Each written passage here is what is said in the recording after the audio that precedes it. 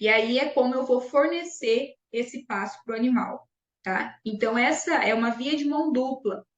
O consumo do pasto pelo animal, ele vai modificar a estrutura do pasto, porque o animal vai consumir o pasto e, trabalhando aí com essa altura de passeio adequada, ele vai consumir as folhas.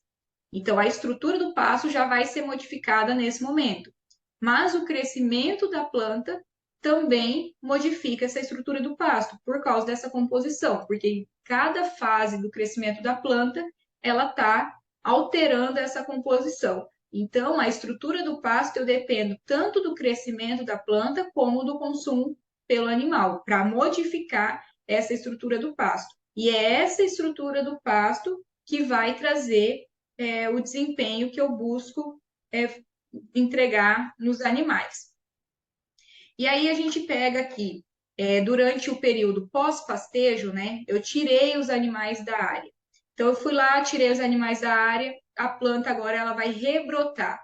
Então, durante esse primeiro período que a planta ela tem a possibilidade de ter a rebrota, ela vai refazer essa área foliar aqui no pós-pastejo. Então, é aqui que ela vai maximizar a captação da luz. Então, ela vai captar essa luz para fazer o seu crescimento. Então, nesse momento aqui, a gente não tem competição por luz. Então, nesse momento aqui, ela vai priorizar crescer tecidos foliares. Então, o gasto energético que a planta tem durante esse período aqui, ela vai ser para fazer esse crescimento de folhas. Então, o tanto que essa planta vai sofrer, né? Assim, o quanto ela vai demorar para ela conseguir rebrotar, vai ser dependente dessa área foliar residual. Então, foi o tanto de folha que eu deixei para trás. Então, eu tenho foco aqui no animal consumir folha, mas eu preciso deixar folha para trás.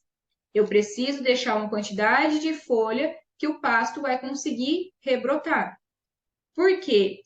Nesse momento, ele está fazendo a produção de tecidos foliares. Só que aqui nessa fase intermediária, como ele já teve ali a quantidade, né, de luz suficiente para conseguir recuperar essa quantidade de folhas, aqui nesse segundo momento, ele vai fazer a formação de novos perfilhos, porque ela já produz os fotoassimilados, né, para sustentar esse crescimento das folhas mais jovens. Então, ela já recuperou o suficiente e consegue fazer a formação de novos perfilhos. Então, é nesse momento que ela aumenta a massa de forragem e o sombreamento das folhas mais baixas. Tá? Então, nesse momento aqui, a planta começa a sombrear as folhas que estão mais baixeiras aqui, ó, estão aqui embaixo.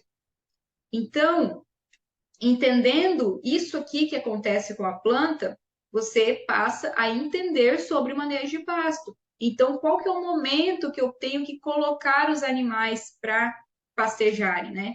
Por que que eu tenho que colocar nesse momento? Porque a planta começa a sombrear as folhas mais baixas. E aí, depois, quando ela passa a sombrear essas folhas mais baixas, o que que ela precisa fazer?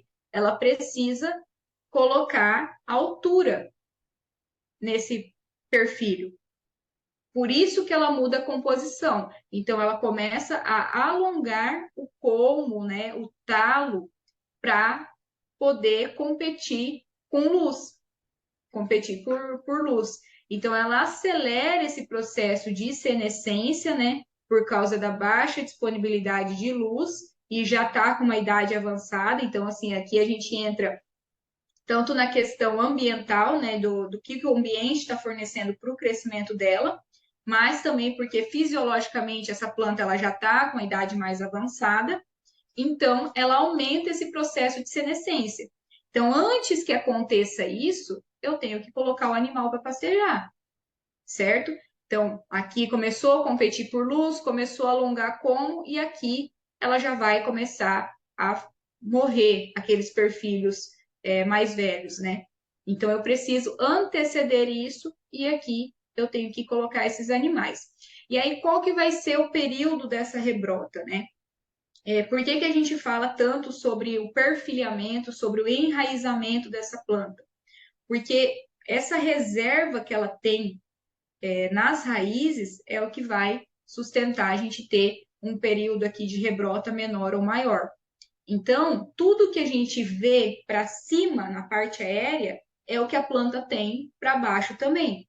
Então, se eu vejo uma planta, eu deixei pouca folha aqui quando eu tirei os animais, possivelmente a raiz dessa planta ela também vai estar pequena, ela vai estar rasa, né? Então, ela vai ter pouca raiz para fazer o seu crescimento, para ajudar ali a buscar água, nutrientes no perfil mais profundo do solo.